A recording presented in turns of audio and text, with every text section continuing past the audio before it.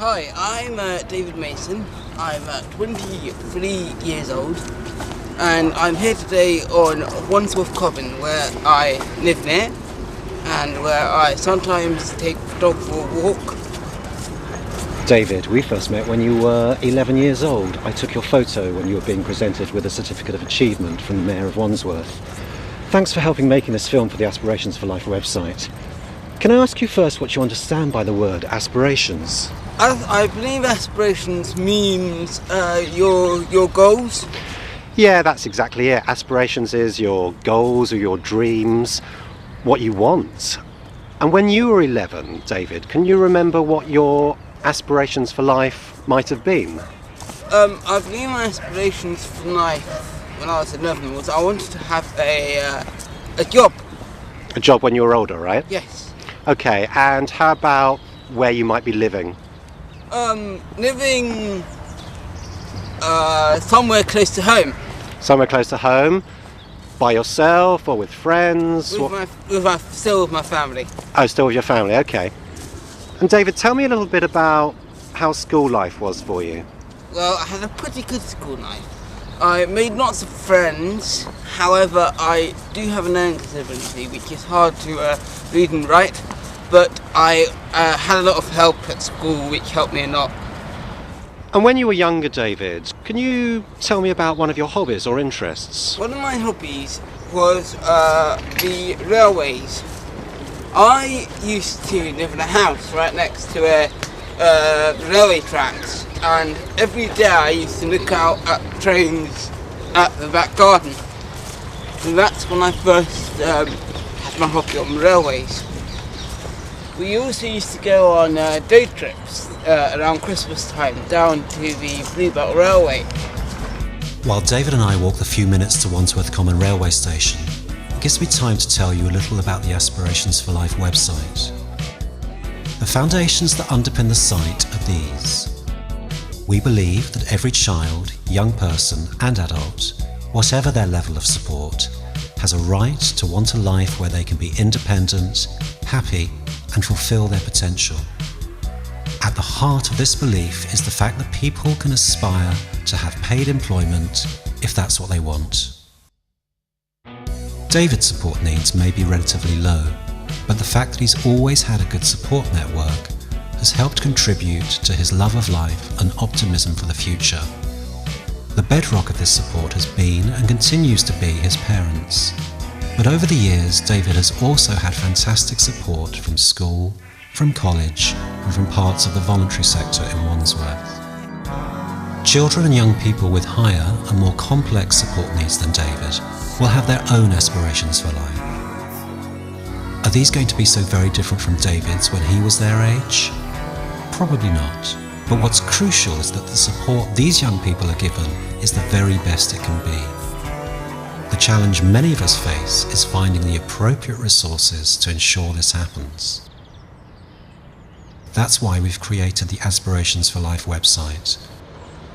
There are sections for families, support professionals and employers, each one with plenty of resources, most of them free to download, that will help us raise the work aspirations for children and young people with learning disabilities. Richard, it's been great talking to you, but I'm afraid I've got a train to catch now. Okay, David, thanks very much. I'm going to go and get some scenery footage. Okay. I'll do some voiceover stuff, Right. and I'm going to see you very soon. Okay. See you later. In fact, I revised my plans. Shooting the scenery footage will have to wait. David and I have arranged to meet exactly 45 minutes later at Waterloo. He'll be taking a train to Clapham Junction, meeting up with a friend for coffee, and then catching a second train to Waterloo. Meanwhile, I'll take my chances with a 319 bus, also to Clapham Junction, where I'll pick up a 77. For the continuity of the film to work, I'll have to hot-foot it to platform 2 and get my camera set up before David's train pulls in. It's a tight call, but I make it.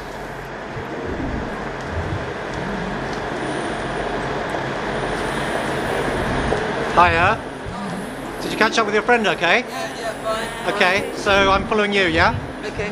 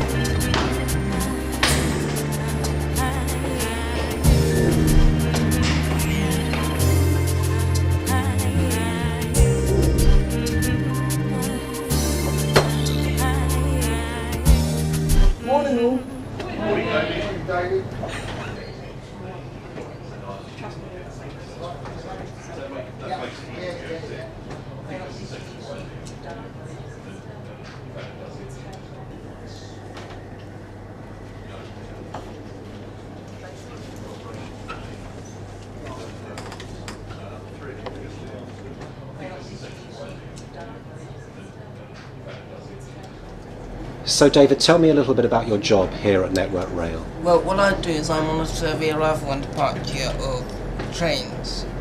So yesterday, 1 Alpha 48, the 1444 from Alton, which is due to arrive into Waterloo about 4 o'clock. It's right time, just about leaving Clapham Junction. It's just about to approach Vauxhall now.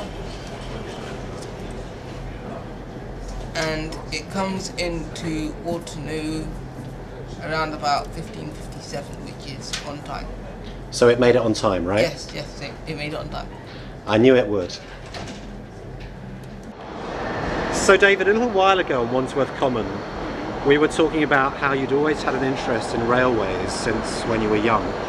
But I wonder, could you have ever imagined actually working full-time on a salary for Network Rail?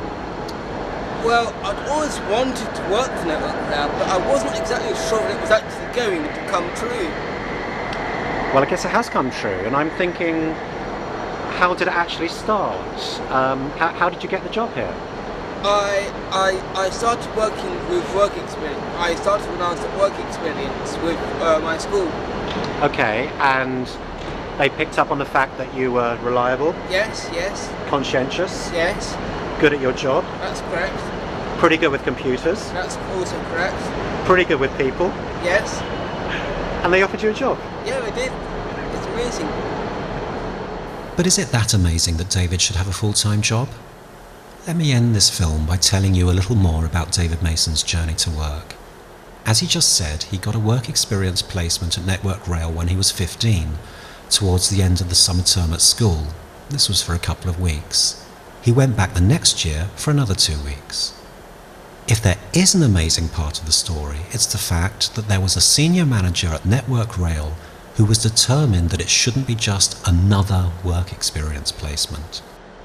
Armed with unequivocal evidence of David's sound work ethic, reliability and attention to detail, she convinced her colleagues that David should be offered part-time paid work the following summer on his break from college. So that's what happened for a couple of months.